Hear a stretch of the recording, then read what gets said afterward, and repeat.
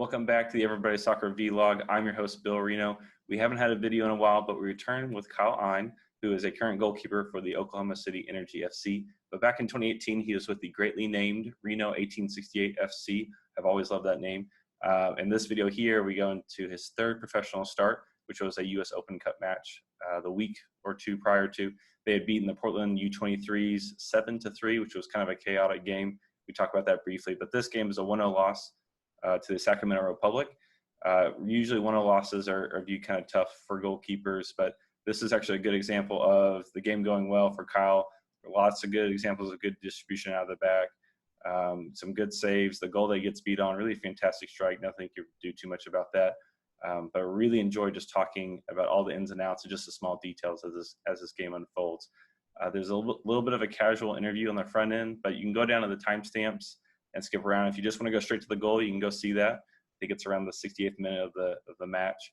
But if you want to see the whole thing, and we even talk about something as small as how the team is building up for the first 30, 40 minutes. They're trying to build out of the back. It's not working, so they pushed more of a route one, kind of driving the ball up the field, and we talk about how that evolved in the game. So really, really great discussion here. Really enjoyed talking to Kyle. I know the video and audio isn't perfect on this. It's my first time recording video for this sort of platform, so I ask for forgiveness on that.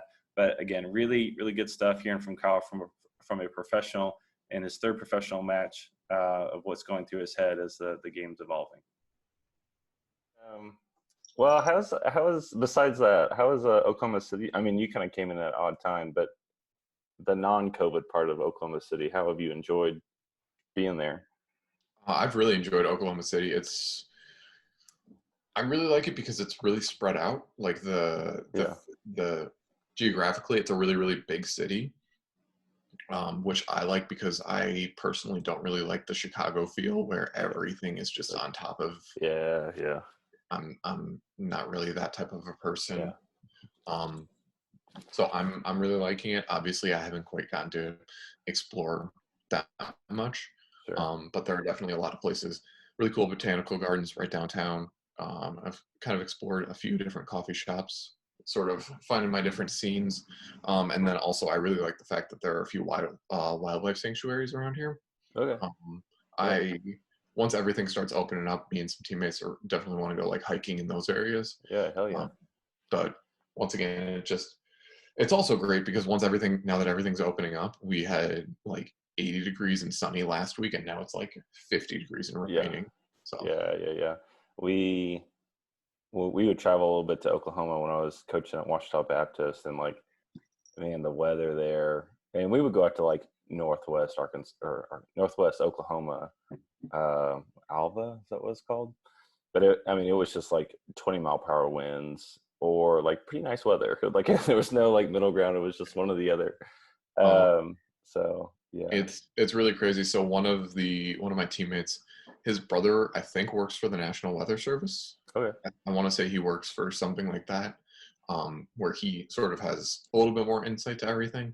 So sometimes our group chat will kind of be like, hey guys, just so you know, like we're expecting golf ball size hail. And I'm looking at that and I'm like, what are you talking about? 7 degrees and sunny. Like, yeah. And then within 20 minutes, it's like, maybe I should have moved my car. Yeah. I could see that. Yeah. Well, it's nice to have someone on the inside with the weather, I guess. I hadn't really thought about that as a bonus, but that's pretty good. Did you get a chance to how much of this video did you watch already? Is this all new for you, or have you clicked through it all? I mean, it's not all that new for me. I lived it. You did, yes, you did live it. Yeah, that's right. Yeah. No, I actually took a gander at the entire thing. So okay, very good. Yeah, I was trying to find a good game where my first thing I was trying to find was where you were getting action, but then the second thing I was trying to find where y'all came out on top. Unfortunately, this is a 1-0 loss for you, but yeah. So the other game that you had mentioned talking about, the 7-3 victory. Yeah, I think it's 2019 US Open Cup. I think it was. I thought it was 2018. Was it 28? It might have been 2018. Yeah. So that was a bit of a weird game because that was a wild game, and also I think we're tied like 3-3 in like the 65th or 70th minute. Yeah. And it's it was the type of a game where you see the scoreline of 7-3 and you think that we absolutely just wrecked them. Yeah. Yeah. But more realistically, that was a very good PDL side who was just about to start their PDL side. So as soon as the 70th minute hit, They're they, just done. yeah. Yeah, it's rough. And I think they were up like 3-0 or 3-1 at one point. I know they scored the first goal. So they And scored the first goal. I think they were up 2-0. that might be right. And then we scored 2. And then my outside back scored on me, which was not a great moment. I saw that. Yeah, which is another reason why I'm like, we're not looking at this game. Yeah. That one was like 2 goals, 1 own goal, and I think he had 1 save. I was like, maybe we could find a different different one. Not only that, like the 2 goals that I gave up, it was like a free kick and a corner kick. Yeah. And I'm like, this isn't even anything from the run of play. Like, it's a weird game. Yeah. Well, certainly one for to remember, I guess, for yourself. But yeah, maybe not one to quite analyze. But this game here, also another U.S. Open Cup game. What it did, I think the U.S. Open Cup gets kind of romanticized at different levels, just depending of who's following it or what team's involved. Is there like any more excitement for an Open Cup game than like a regular season game for you, or was this just like, oh, it's just another game? I think it sort of depends on the opponent, but then also sort of the player and their role in the team. Sure. So I'll kind of explain that. So like me going into the Portland game, so the 7-3 game that we were talking about earlier, we were playing their under 23s. That was the PDL side. As a goalkeeper, I really don't like those games just because there's no really winning. It's, I mean, you either get a shutout and you did your job, and yeah, you got a shutout because that's what's expected of you. Sure. Not to mention a lot of times some players sort of go into those almost nonchalant where they're almost being like, well, we're professionals and we're going against an amateur side. So like, the upset could never happen to us type thing. Right. Yeah.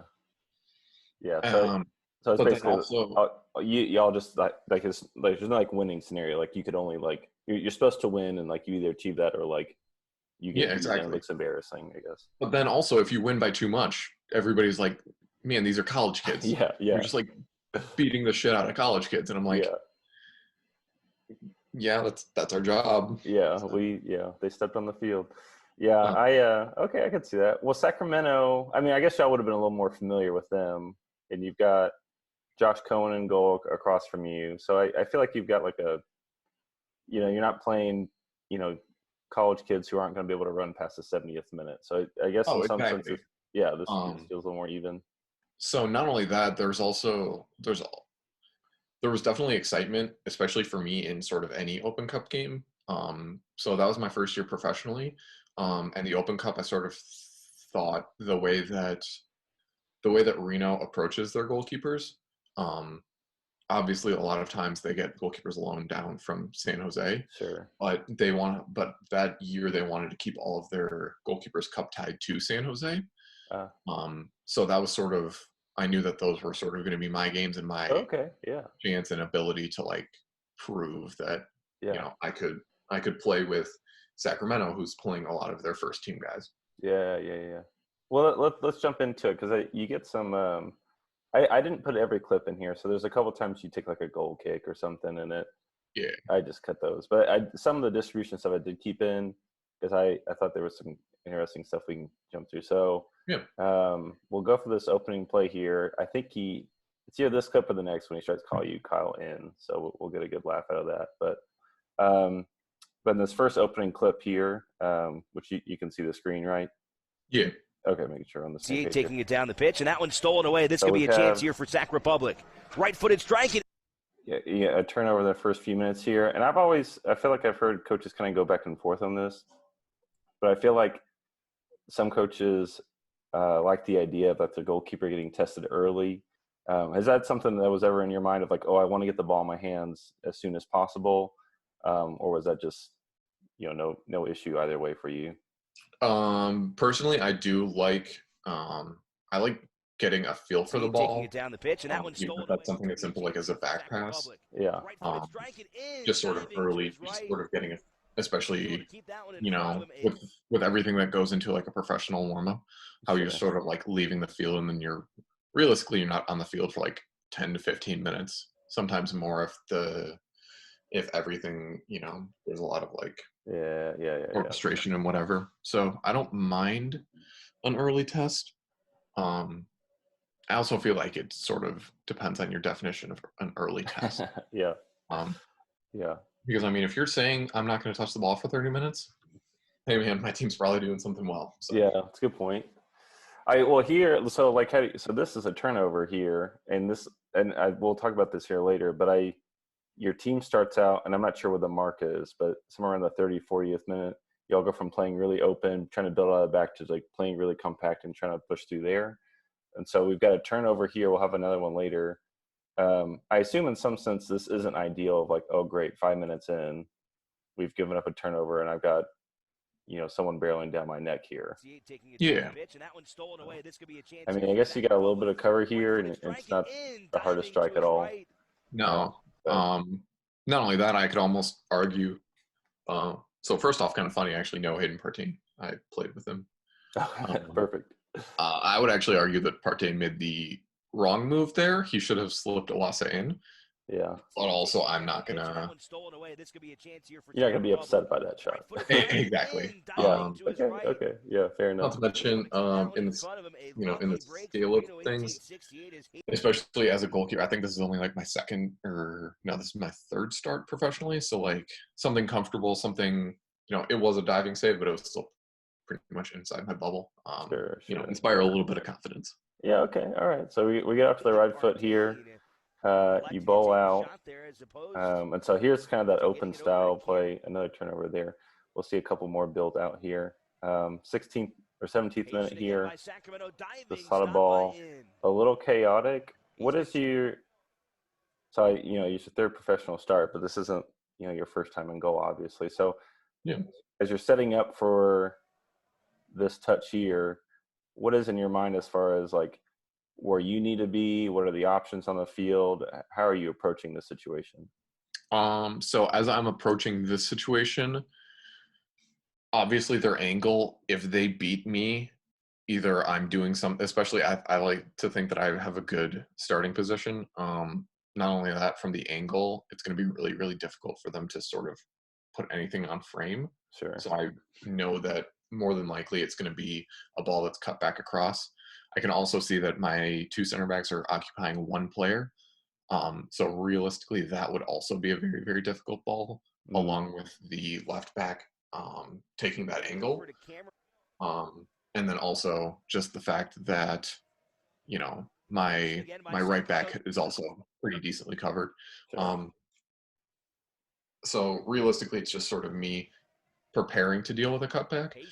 Obviously, I could have held it a little bit more cleanly, but also very, very good on my defense sort of collapsing in. I don't know if they knew that they were doing this, but collapsing in and then shielding.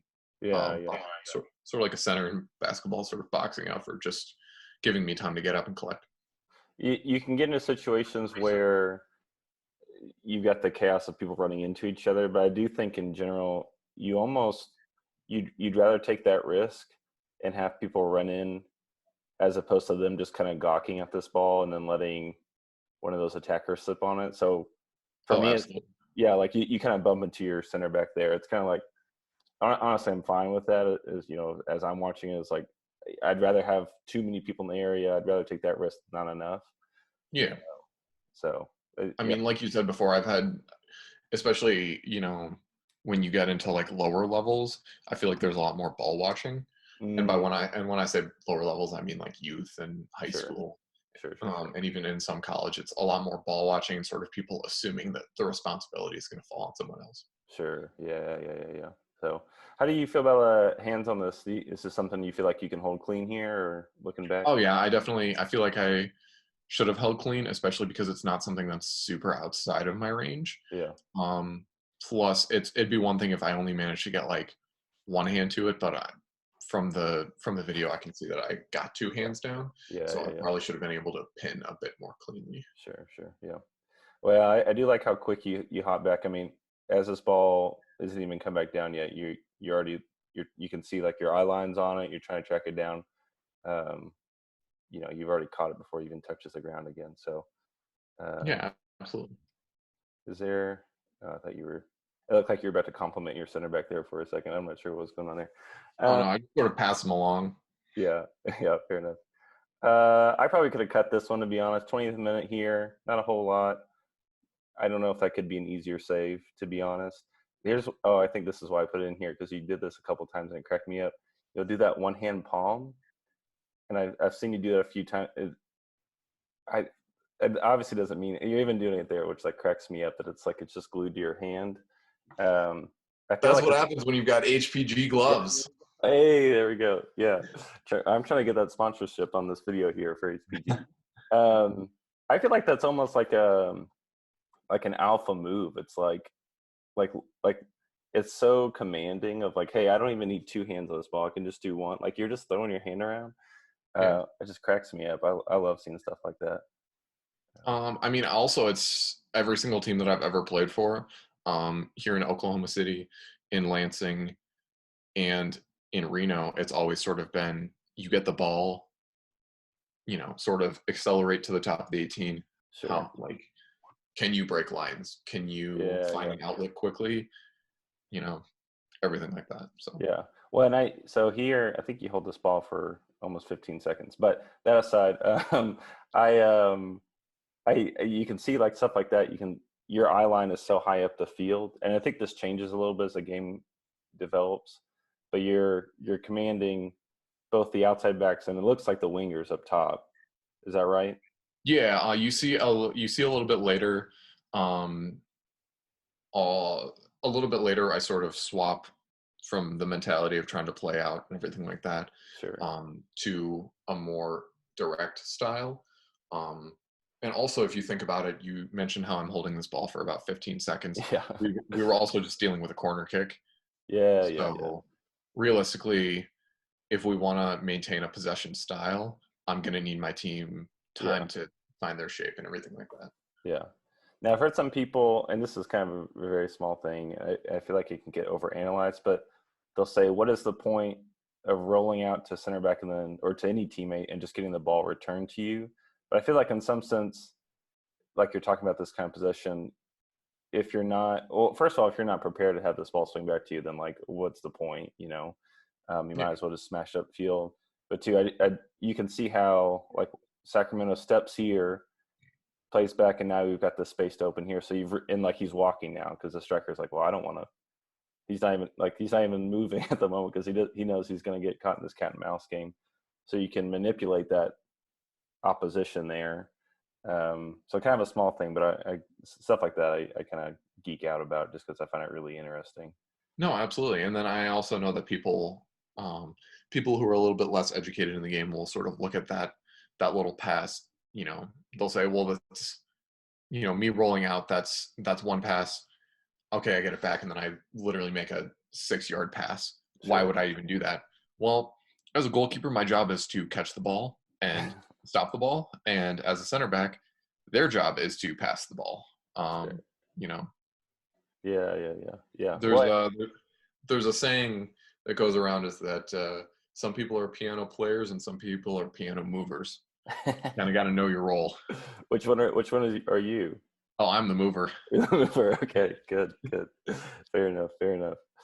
All right, let's see what this next clip is. I remember this. Okay, yeah. So this is one of the ones I kept in. So I know there's a million factors, but look at this play here. What is the difference between you trying to maintain possession here and you just saying, "Hey, I'm just going to smash this upfield and move on from there"? What are you looking for on that? So if you pause it right about there. Here, we'll go back to it.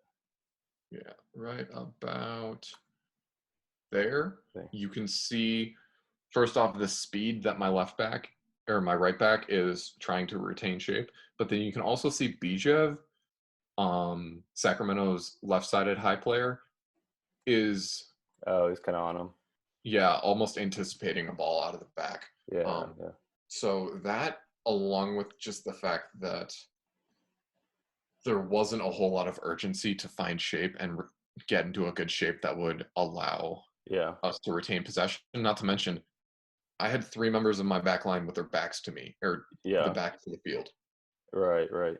Any pass that, Yeah, your center backs, I think those are the 2 center backs there. They, like, you can tell it almost takes them a second to think, "Oh, I should open up." Like, as you get the ball, they're like, "Oh, I guess I have to start moving." But yeah, you've got the striker coming in on 8 yards from you. And even if you play your right back there, his touch is probably going to be negative, so it's probably coming back to you either way. So exactly. And also, even if I play, the right back, so the touch is probably going to be negative and then come back to me, or he's going to play a very similar ball. And even the ball that I played, I feel like it's not the most ideal ball, but it's yeah, still allowing us to take space, and I yeah. would almost argue that I'm kind of looking for a little bit more from my attacking player. Yeah, yeah, yeah. Well, I mean, I don't think it, yeah, I think you've got the right idea. Like, he's 1 or 2 steps away from bringing this ball down. So I this is the sort of stuff I think it really helps shed light on, like, why you build out of the back or not. This next play here, and I think this is part of the reason, you tell me either way, but when y'all change y'all shape here in a few minutes, I think it's stuff like this where y'all are trying to build out, and I don't have the full game in front of me, so I don't quite know what the fallout was, but it seems like there was a few amount of turnovers. I think there's one more coming later. But so we've been building out. We've got the space here, but it seems like we've opened ourselves up a little bit. So what is this, anything going through your mind of, like, how to I guess I'm trying to think the right way to phrase this. What is your role in this kind of first line of attack? Like, the ball's not at your feet. So Yeah. what are you thinking about, like, as far as, like, building up from the offense, or is that something not in your mind at all and you're just worried about this counter attack coming at you? So like right now, I'm not really concerned about winning the ball back. I'm more concerned about the counterattack in front of us. Sure. And if you see, there are quite a few times in this game where we kind of have more sloppy turnovers, and I think that sort of influences our decision to then go from a direct game plan, or go from a more possession based game plan to a more direct game plan, where the press from Sacramento, either the press from Sacramento or our play building out, just wasn't working. Sure. And especially, like, there, it's like the biggest thing from there is just sort of knowing that you, as a goalkeeper, you sort of need to be prepared, because things can change. 1 second you can have the ball, and the next second, boom, Sure. you're Yeah, sort of preparing for a situation like that. that makes sense. Question: is this a penalty? Oh, I never touched that ball. Yeah. Yeah, when you can see him as he goes down, he, like, sticks his hand up. Like, this is one thing I feel like, if there's an argument for goalkeepers to be getting away with stuff, I feel like 1v1s is, like, the thing that probably needs a little bit more of a magnifying glass, or at least more consistency in how it's called. Because I feel like sometimes you see this called, and then sometimes, or if it's like, hey, it's 2 people going at the ball, it's fair Yeah. play. So But also, uh, I think that one thing that you need to take into consideration there is that it's not like he touches it past me and I take him out. yeah, I'm genuinely making an action for the ball. sure, So, like, yeah, obviously, you can't just go and take out anybody that you want. right, But it's not like my intention there was to take him out. right. Yeah, yeah, yeah. There's no, yeah. You're playing. You're making an honest attempt at the ball, which, like, I mean, he's not going to get to, because the defender steps in. Nice on your center backs to help clean this up. I will say that. Oh yeah, absolutely. So, Like I said before, that's one thing that I feel like is sort of a difference between lower level youth, high school, sure. even some college, is just sort of the response from a lot of the back line, where you sort of see Yeah. more urgency just collapsing in. Yeah. No, absolutely. Well, and kind of added thing on top of all this, as, like, someone who is pretty heavily into, like, the goalkeeper stats. This one's kind of an interesting play or like situation because you don't touch the ball, so you don't get credit with anything on this. There's no save. There's not even an opted touch. Kyle Ihn touched it at this minute. Like you don't do anything, quote unquote. But obviously you impact the play there. So those are the kind of places like, well, I don't know how to like score that. So, but yeah. So shot from distance here. I like this one here. So immediately again, like your eyes are high, you're looking for that space there. You've got a wicked throw in the second half. I think are you throwing into the wind here? No. Okay. The second half it looks like it's on turbo just because of how it goes. So we'll get to that here in a sec. Here's unfortunately another turnover. So we'll see at the end of this clip. Unfortunately, it doesn't go longer, but you're trying to find that kind of holding mid there and find that space either to switch or step up with it. But I'm not sure what I don't know what that turnover is there. Trust me, I wish I could tell you because I got nothing. Yeah. Well, it's So you check your shoulder here. The striker's barreling down. You find a good space here. So this is one thing I like. I think it's a unique situation, but I think there are really good times to give ground here. So let's say you like come barreling out, which I feel like I see a lot of goalkeepers do. You're looking at getting chipped, getting slotted pretty easily. He takes a touch and go around you. Like he's got options there. But because you give ground, your center backs aren't completely out of the play, and they've closed ground now. And now you step up and find a comfortable position. So I think this is like one of the few times where I would say it would be great for a goalkeeper to kind of step out and then you can find your right footing as opposed to just sprinting at the attacker and then getting caught in a very difficult situation. Yeah, absolutely. It's sort of, especially once you get to higher levels, patience is so important just because as soon as you start anticipating or leaning or just barreling out, like strikers are easily just gonna go around you with ease. So and when you do a good job, I'm giving you a ton of compliments, so don't let your ego get too inflated here. I like how you he's not just a kid that's just gonna smash it. He's looking for options here, and you realize, I've got a little bit of window to reset my position and look away because he's not going to hit it just yet. So you check your shoulder real quick before he makes that next touch. So you find a really nice positioning here, and it's really thoughtful and really, methodical, which I really love. Is this something you think you should hold, or what do you think about the in a perfect world, like if I see a shot like that in training that's that close to my body, yes. In a game circumstance, especially in that type of a position, I feel like I did well to also just, obviously I didn't hold it, but the parry wasn't directly back at Owesa.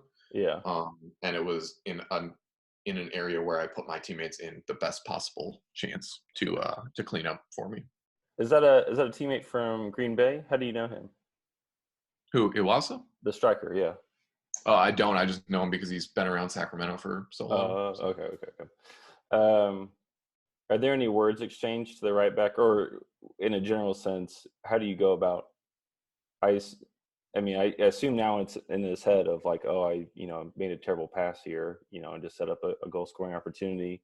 I mean, you can look how defeated he is there. How do you go about making sure your defense still has the right mentality, or a specific defender has the right mentality moving forward? I'm a strong advocate of I'm not really gonna just once we go into halftime, I'm not just gonna sit him down and thrash into him, especially because knowing him, he was I think that this was his rookie year. It was one of his first starts. Obviously, right back 101 is I think the first lesson they teach you is don't pass the ball to the other team's striker. So like obviously I knew that it was a simple it was a mistake, and mistakes happen. It's not like he technically thought that was the best play. Sure. No. Well, it seems like he knew what he did was wrong. I mean, there's not like, his body language just drops. Like he immediately knows, oh, I have completely messed this up. It's almost, I mean, there's a line there, and I guess it's situational, but in some sense, you almost don't need to say anything because it's like, Yeah, exactly. what else It's is not there? like he passed the ball to. It's not like he was thinking that the 6 was going to check to him, and the 6 was trying to move to the space, and he played it into a different area. In that turn, Sure. if in that situation, you're going to have a conversation. You're going to say, hey, he's thinking this, you were thinking that. You guys kind of like need to get together. But like here, it's just a bit of a mental lapse. Yeah, fair enough. Yeah. Well, we get through it, fortunately. Again, your defense collapses, and the right back even gets back. It's nice that he doesn't just stay upfield. So sort of completely gives up on the play. Yeah. I'm not sure why I included this clip. I think again, I just liked, it's like you're really surveying the options here. You're really watching. I feel like this is something that a lot of goalkeepers don't do, both high and low game. They're not thinking of like the next possession. So like right now, you're not thinking just the first pass. You're thinking, what are the next 2 passes? Where is our team looking to attack here? I think this is do we get the goal kick out of this? Yeah. So this is the goal kick here. So you've surveyed the field. I think this is where y'all make the switch. Yeah. Y'all have really compacted space there. Was that something from the manager, I assume? Yeah, and it also, that was from the manager, but then that's also sort of a decision that goalkeepers have to take on where, obviously the team wants to play out, but if they're concerned with high pressing, like there's a time and place to play out. Especially not to mention the fact that we've been under a decent amount of pressure. I'm not sure if you watched through this game recently. I know it's a little bit of an old one, but it was definitely feeling like the field was a bit sloped, and we were seeing a lot more of the pressure. Yeah. No, absolutely. Well, to that point, I was trying to find, because I'm a big Josh Cohen fan who's in goal across from you, and I was trying to find some clips from him, and like I don't know if he has a save. If he does, he might have had one. So it certainly, it was a little one-sided as far as where the attack was going. So, and it's an elimination game. It certainly makes sense. It looks like y'all get to the half before any real danger here. Oh, I like this play a lot. Yeah, so you've got this cross coming in. That was 100% on frame. Yeah, I think that play comes across and everyone's like, oh, okay, fine. It's not an upper 90 save, because it's almost directly above you, but it comes look how high your hand is over that bar. I mean, that's around a foot over the bar, and that's going to, I assume, dip in backside on like the side netting there. Yeah. So I think people overlook or can overlook this, but this is a really nice play here. Thank you. I think that a lot of people sort of underestimate those, just in terms of, if you're watching, it's very, very easy to just look at it and be like, oh, just catch the ball. Yeah. Well, I'm anticipating a service. Not really. My mind's not really in shot mode when he's touch tight to the corner flag.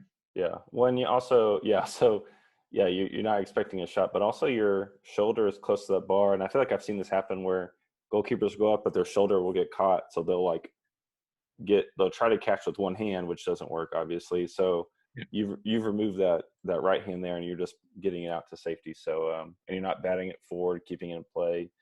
It's a very safe action, and this goes back to when I talked to Chris Borges, who's the Inter Miami USL goalkeeper coach, and we talked about how he thinks, which I agree with, but the American goalkeeping style is really heavily on improvisation, which I think this is a good example. Like, I would assume this is something you haven't trained a ton of, like this scenario where like you're not expecting a cross shot, but it kind of comes in on, like, this is a very unique scenario. You handle it really well. Thank you. I mean, honestly, the only time that goalkeepers would really ever train this is if you're working on crosses and whoever's serving to you mishits it. Yeah, absolutely. Yeah, which maybe has happened once. Yeah. That's good stuff. And that's the kind of play where it's like, oh, I wish that they would congratulate the goalkeeper for doing that, but no one, everyone just kind of looks over it. So you got a little pressure back on this back pass here.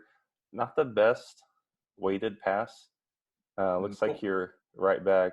Yeah, looks like your right back has missed the striker who's looking to snipe this.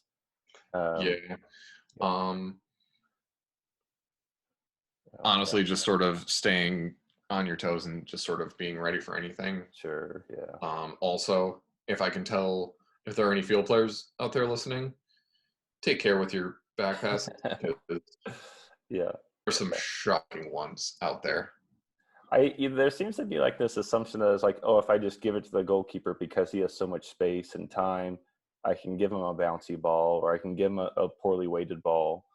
But I think this is a good example of like why that isn't the case, because it's not that hard. I mean, where does the striker start? He's kind of hidden behind the center back there. But then also look at what my center back is doing. Yeah. My center back's just already assumed that the ball's going to go to me and doesn't. Yeah. Whether he hasn't been checking his shoulders or what, he is sort of just not even anticipating to have any action in the play whatsoever. Yeah. Well, yeah, absolutely. And this is part of the issue with building out of the back. I mean, again, you're not just trying to complete one pass. So let's say you play it to your, I don't know if that's your left back or your center back out here to your left. Yeah. But let's say you play it to him. Well, he's going to have pressure on him pretty immediately, and it's going to be very tough to get. I mean, now your center back is an option because they'll just step on that. Maybe that left mid is an option, or left back, whoever that is. Also, if you look at, I have to run out to the ball, otherwise I can't wait for the ball to come to me. Right. Yeah. That would be a very, very difficult, even with my right foot, that'd be a very difficult pass. Yeah. Yeah, absolutely. Yeah. Well, it certainly gives credence to better safe than sorry. You've actually covered a lot of time in this second half without too much action. We've had 2 actions that I've got clipped here, and it's been 20 plus minutes. Don't worry, that'll change. I think is this their goal? Yeah. So I was trying to see where you set up your wall. It sounds like, or it looks like you set up the left side of the right side of the wall with your right post. Is that right? Yes.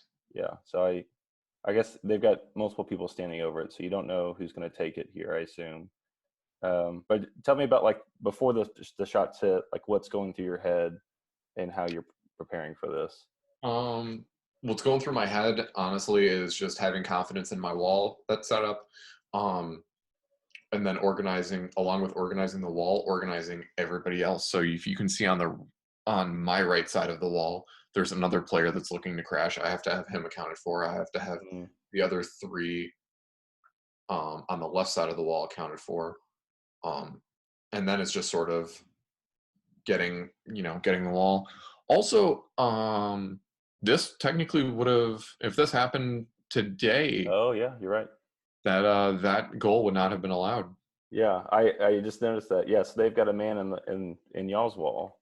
Yeah. I don't think it actually affects anything, but still, you can't be. Yeah. No, I would. Yeah. Even just as simple as obstructing goalkeeper view.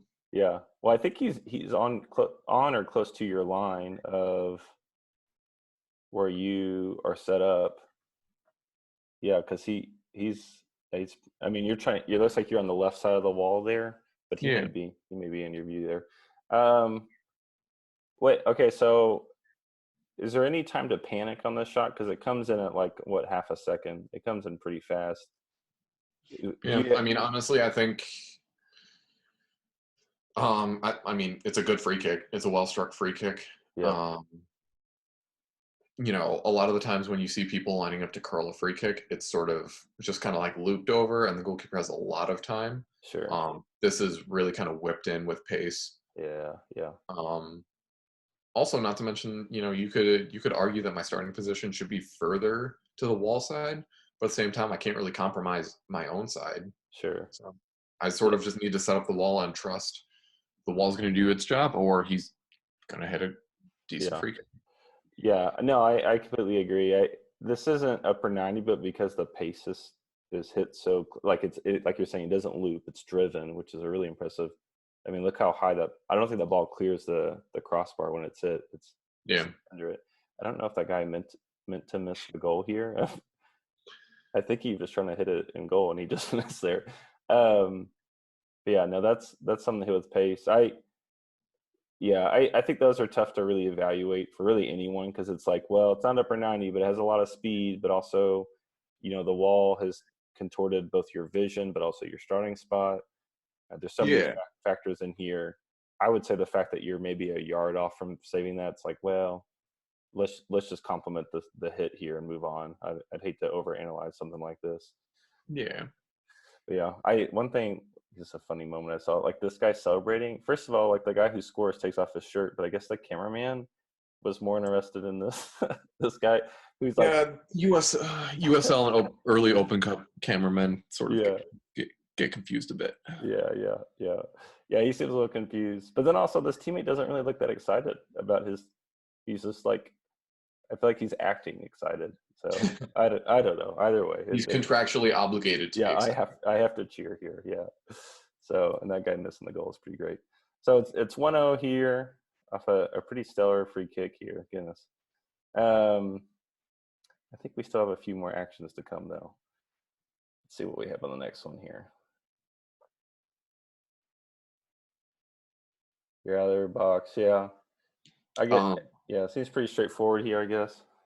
Honestly, the one thing that I've sort of I implemented a lot during my time last year, and especially now in Oklahoma City, is I've really tried playing more of a high line. I was gonna say your line looks a little low here for how long it takes you to get to this ball. Yeah, and that's the type of thing where it's like I've really started doing that as of late, and just sort of reading and playing that space in behind. Obviously, playing it smartly, but also it just helps in terms of it instills confidence with the back line where they sort of know that they have the ability to get on attackers' backs and really be able to like stay tight, and knowing that they're not just going to have a foot race as soon as a ball's lumped over. Sure. So I'm probably guessing your starting line's probably top of the 18. We can't see it for sure, but I'm going to guess there. Yeah. So what would you, if on this play here, so we don't have quite the build up on it, but let's say your team has just turned over possession, where would you ideally now put yourself, like ballpark? How far more forward would you be from the top of the 18? At this point in my career, I'd probably be about 22 to 25 yards out. Wow. But I also think that another thing that is factored into that is just the speed at which I read the flight of the ball and everything like that. So sort of knowing, that ball is going to take more of a skip instead of, a hop where it's going to sort of slow up a bit. Yeah.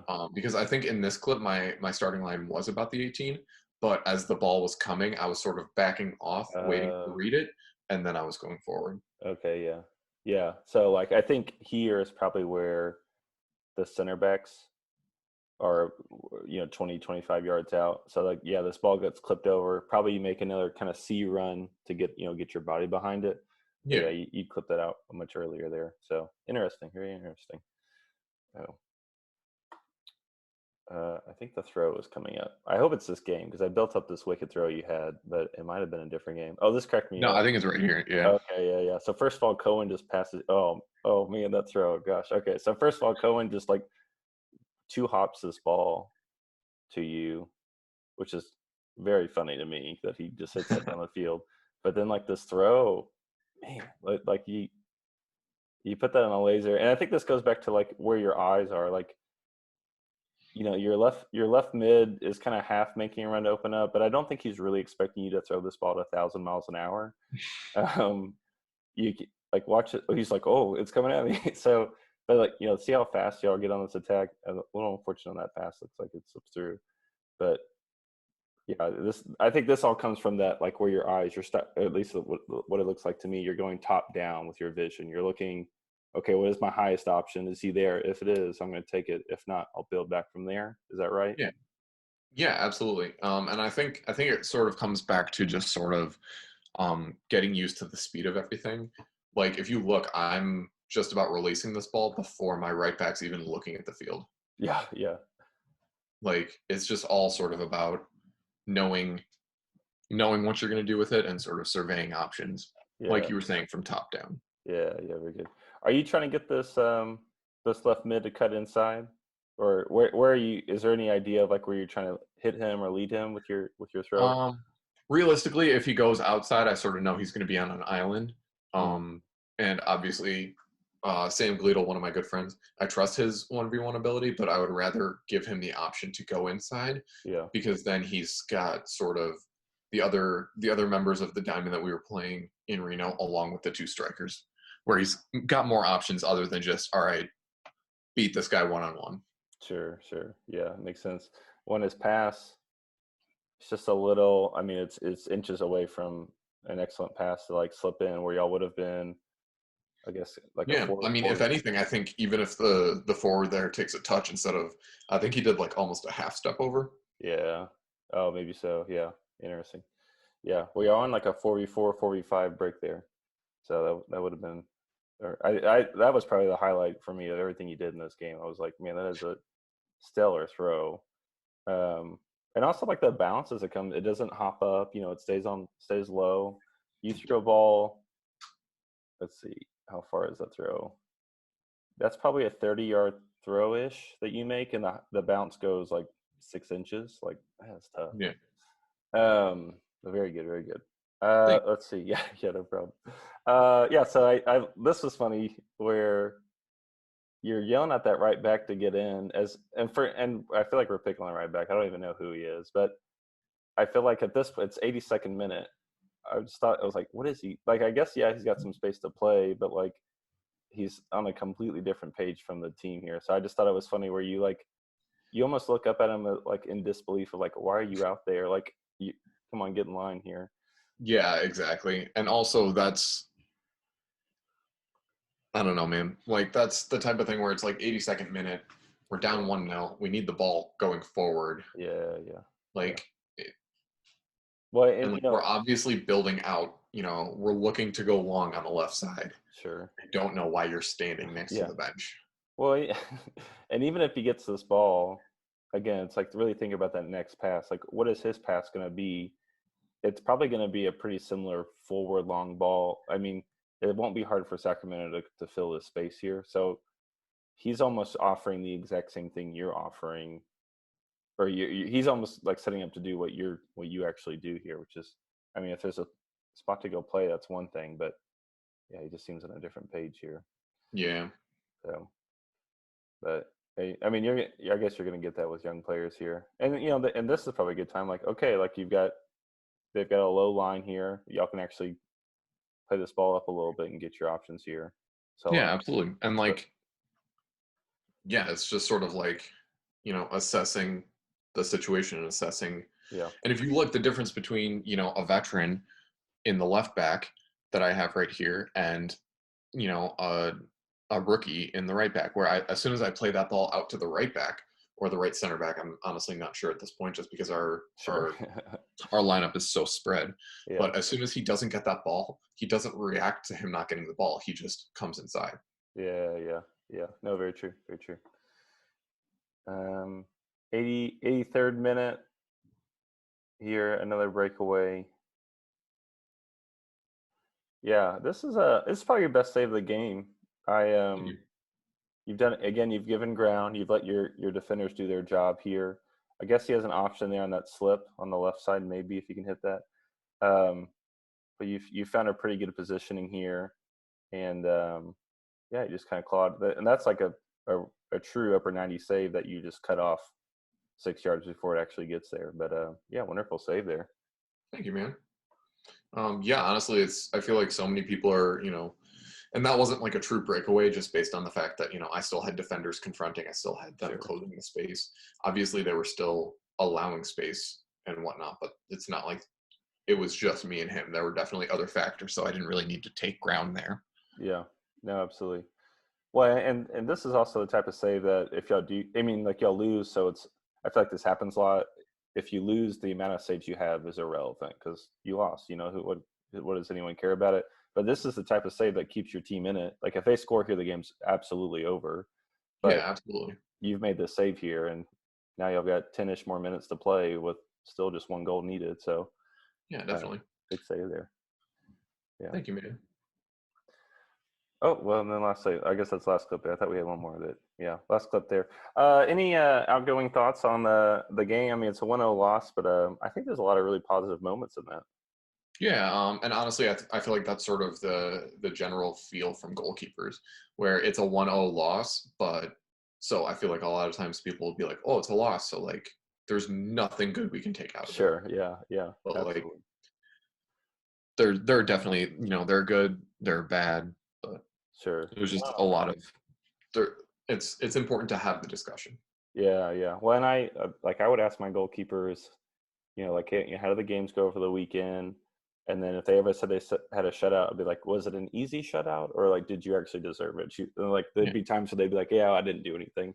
But one big thing is like trying to get them to disassociate the scoreline with their performance, because I think a lot of times young goalkeepers they'll have they'll lose and they'll be like, oh, we lost and it's my fault because I gave the goal.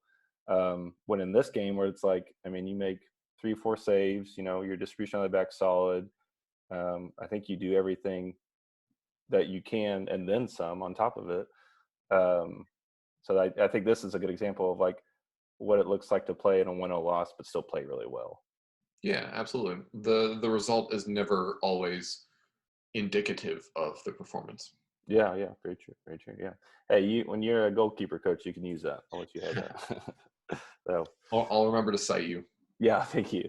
Cite me and HPG. Those are the two things. Yeah, Exactly. Yeah.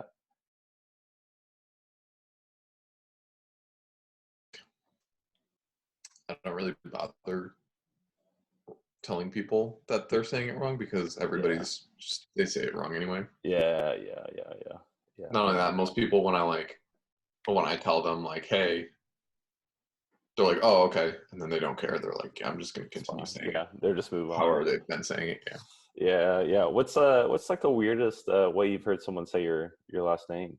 I mean, there are pretty much only two ways. The correct way, which is Ihn, and then In. And okay, that's fair enough.